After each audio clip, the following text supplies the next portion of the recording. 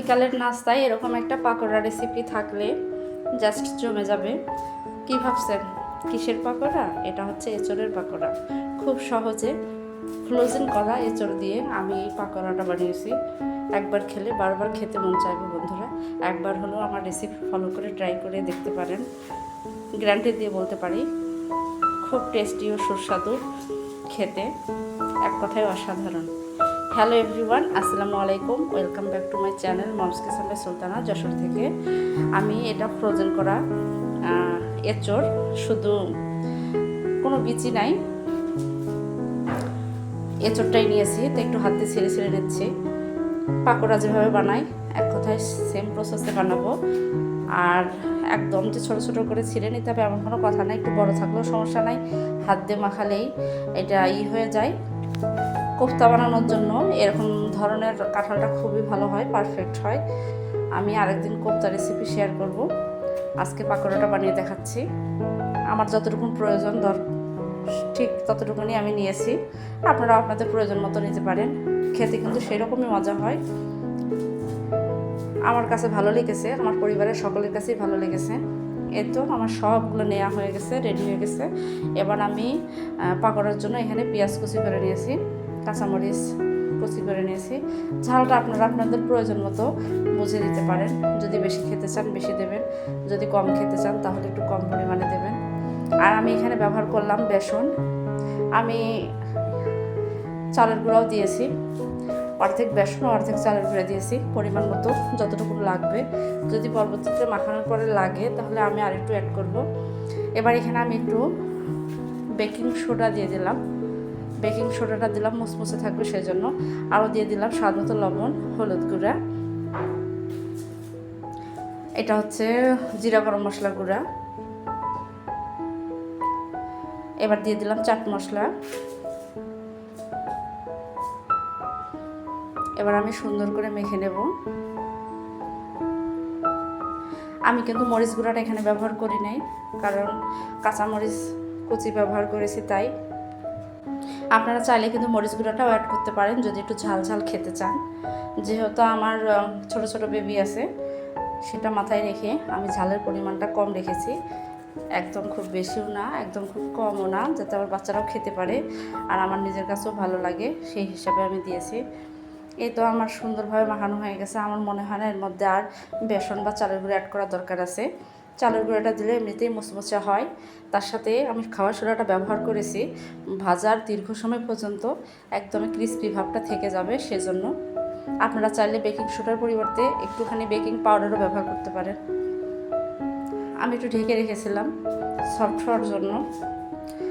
এই তো এবার আমি এর মধ্যে একটু তিল ব্যবহার করব। তিলটা ভাজা জিনিসের মধ্যে দিলে আমার কাছে খুবই ভালো লাগে, ফ্লেভারটাও খুব ভালো আসে আর দেখতেও আকর্ষণীয় লোভনীয় হয়। আপনারা চাইলে দিতে পারেন, আর যদি না চান তাহলে স্কিপ করতে পারেন, তবে একবার হলেও দিয়ে দেখতে পারেন ট্রাই করে। এবারে যে আমি একটু দেখতেছি, এবার দিয়ে দেব। ভাজতে চলে আসছি, একটা প্যানে তেল দিয়ে দিয়েছিলাম, তেলটা গরম হয়ে গেছে। এবার একটা একটা করে আমি সবগুলো পাকোড়ার সাইজে শেপ দিয়ে ছেড়ে দিচ্ছি। আপনারা আপনাদের পছন্দ মতো শেপ দিয়ে ভাজতে পারেন, ছোট বা বড় যে কোনো সাইজেই ভাজতে পারেন।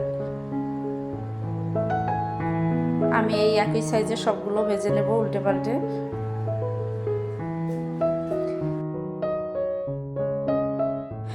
প্রিয় দর্শক, যারা আমার ভিডিওটি দেখছেন একটি লাইক দিয়ে পুরো ভিডিওটির সাথে থাকবেন। চ্যানেলে নতুন দর্শকরা চ্যানেলটা সাবস্ক্রাইব করে পাশে থাকা বেল বাটনটি অন করে দেবেন। যে কোনো নতুন ভিডিও আপলোড হওয়া মাত্র নোটিফিকেশন চলে যাবে, আপনারা আপনাদের সময় মতো দেখে নেবেন। আর যদি ভিডিওটা ভালো লেগে থাকে তাহলে ফ্যামিলি অ্যান্ড ফ্রেন্ডসদের কাছে শেয়ার করে দেবেন।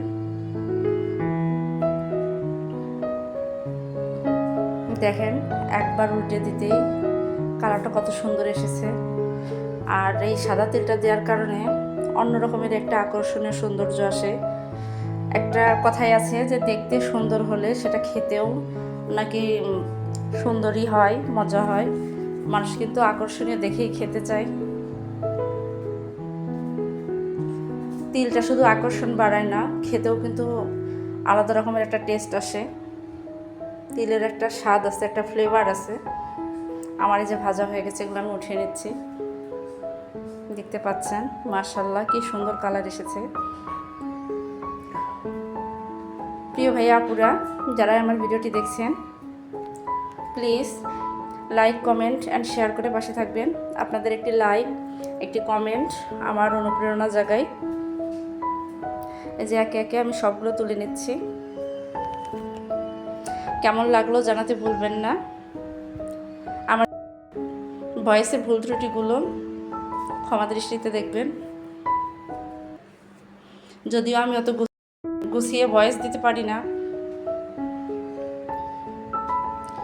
আমার এক এক করে সবগুলো হয়ে যাচ্ছে। মাশাআল্লাহ ভীষণ সুন্দর একটা কালার এসেছে, আর খেতে এত টেস্টি ছিল তা বলে বোঝাতে পারবো না। বানিয়ে খেয়ে দেখবেন, তবেই বুঝতে পারবেন। আর খেয়ে যদি ভালো লাগে অবশ্যই আমার কমেন্ট বক্সে এসে জানিয়ে যাবেন। মাশাআল্লাহ, ক্যামেরায় ভালো করে দেখাতে পারতেছি কিনা জানি না। এই দেখেন কতটা ইয়াম্মি দেখতে। যারা এতক্ষণ আমার ভিডিওটি দেখছেন তাদের সকলকে জানাই অসংখ্য ধন্যবাদ। সবাই ভালো থাকবেন, সুস্থ থাকবেন। আবারও নতুন কোনো ব্লগ ভিডিও বা রেসিপি ভিডিওর সাথে দেখা হবে। সে পর্যন্ত আল্লাহ হাফেজ।